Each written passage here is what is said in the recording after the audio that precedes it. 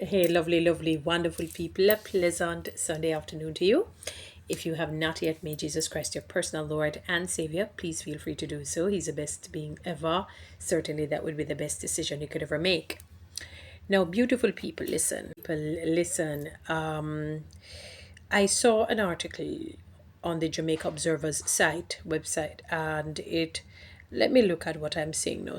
I had to go and look and research what it really was talking about. And it says Jamaica's Education Minister Dr. Dana Morris Dixon has acknowledged a crisis of mathematics in the country, stating that math is a generational fear hindering student performance. Despite a recent 5% improvement in CSEC mathematics, sorry about that, despite a recent 5% improvement in CSEC mathematics results, pass rates remain below pre-pandemic levels, with the minister noting that deep-seated fear of the subject continues to be a problem according to the Jamaica Observer. The minister is seeking assistance from the Council of Creative Education CCE to strengthen math instruction. Really the key points is that the deep-seated fear, the minister recognizes that a fear of math passed down through generations is a major obstacle to improved performance.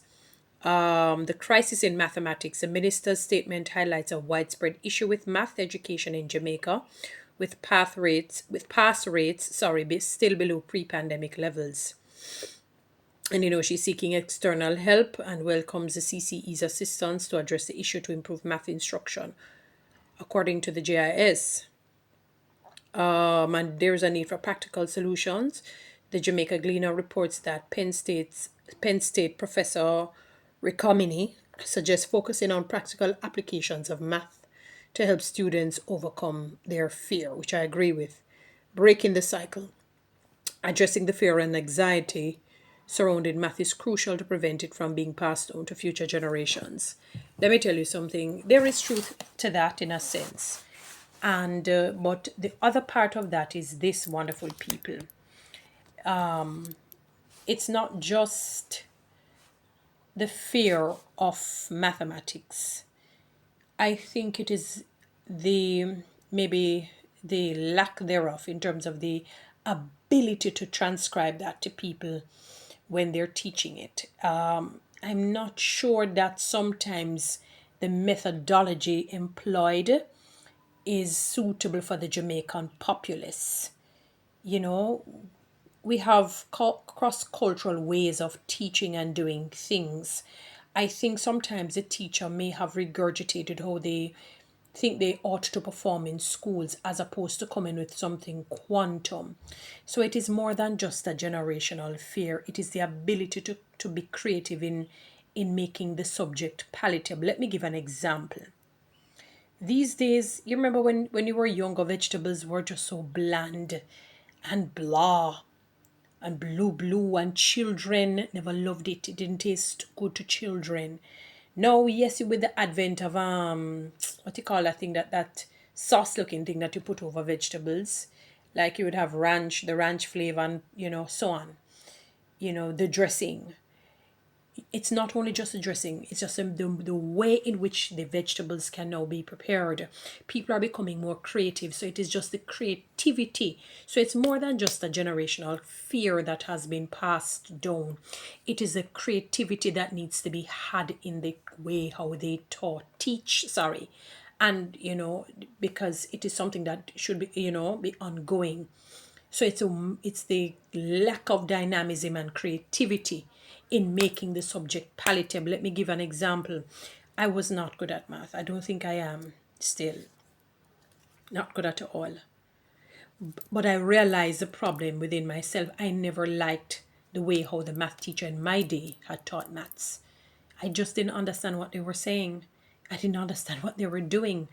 It was like a wall. There was like a wall there. I just couldn't comprehend it. And me know my head not tough. Yeah, me get a whole heap of trouble, but my head not tough. I just there was a split, like there was a dichotomy in terms of the encoder and the decoder. So they're encoding a message to me and I'm decoding it completely differently, and it was very boring. I kid you not, it was quite boring.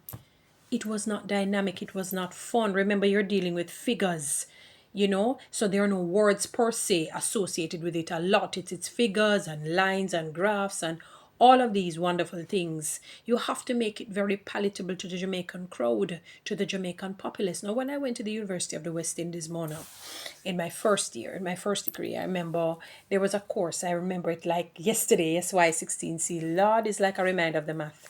And there was a language barrier. I had a foreign teacher. I mean, so quite a number of people were okay with her. I don't know if they were mathematically inclined or they got what she was doing, but I didn't. Again, it was a block. And I said, oh my God. And I've heard of people repeating, we can't graduate because of just a course or two. And I said, Toni-Ann, this not gonna catch you, because I know one. And it was a prerequisite. So I had to do it. It's a course that I had to do. So I failed it. And I said, okay, I'm not going to repeat. I'm going to spend extra money and go and do 2 courses in the summer. Get the money and do it. I'm just going to wait until 3rd year before I do it over again. And I never forgot, I was in 3rd year when 3rd year finally came. And I remember the course. I said, okay, what am I going to do now? I don't know if I shared the incident, the situation with somebody or whatever, but I never forgot. A student came to me and said, Toni-Ann, there is a student who is great at this particular, the subject, the SY16C. She's teaching students for free. Just go at such and such a time. I said, oh, really? She said, she's very good. And I said, all right, I'm going to take the chance and go. And guys, it was like an epiphany, like the light bulb, like somebody found the switch, the right switch to the right light bulb, and it went on. I mean, when I was there for about an hour or two, I can't remember how long. It's like all the scales fell from my eyes. Remember that? Well, for that course, it was really mathematically, in a sense, statistically, in a sense, inclined. And I said, wow. I said, oh my God, it's like I knew what to do. She opened my eyes. And all she said to me was to practice every day. And believe you me, people, I came home and practiced for like an hour every day until the exam.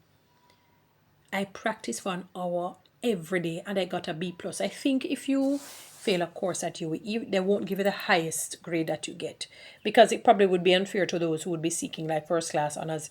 You fail and you go back and do it and you get an A. And you understand what I'm saying? So I think you get the lower to the highest one. So when I saw that I got a very good B+, I said, it seems as though I had gotten an A. I can't remember. Something like that I was told that, you won't. I don't know how true it is. I don't want people to quote me and say that this is the practice or the principle of the university.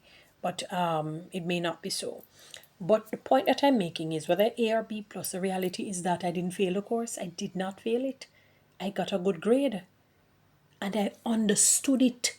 That's the highlight of it. I understood. So I made sure that I didn't want to lose the understanding. I went home and I practiced every day. You have to practice it because, as I said, it's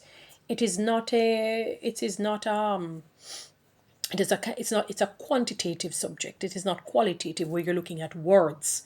And I'm a communications person, so the words would be a little bit more palatable to me. That would be in my hub. So I was outside of my hub. So I had to learn how to deal with the rain, the storm, and the sunshine. And that is what I did and did well. So it has to do with how the subject is being taught, not only just a generational fear. It is how the subject is being taught to the students. I'm not sure, and I won't say that the teachers are not necessarily great. I think what some of them may lack is creativity and dynamism.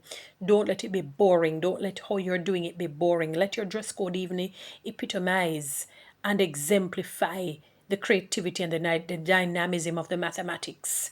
Sometimes you look kind of drab, so the students feel a drab look. Go and read a book by Napoleon Hill. Something about success. A very big book. And it says, do not wear clothes with holes in it, because the spirit of the clothes, the attitude, the look of that clothes start to permeate you and permeate your soul and your heart and your mind, and you begin to act and look like the clothes. And I remember going to a seminar and a lady said the very same thing. So I was able to co-join the two together, read it for myself and heard it at a conference. So it is not just I'm not saying it's not a generational fear, but also, so change your methodology in which you're teaching these students and you will find great changes. Ensure that they're well and all of that. So guys, you know what to do. Read TikTok and YouTube. Subscribe.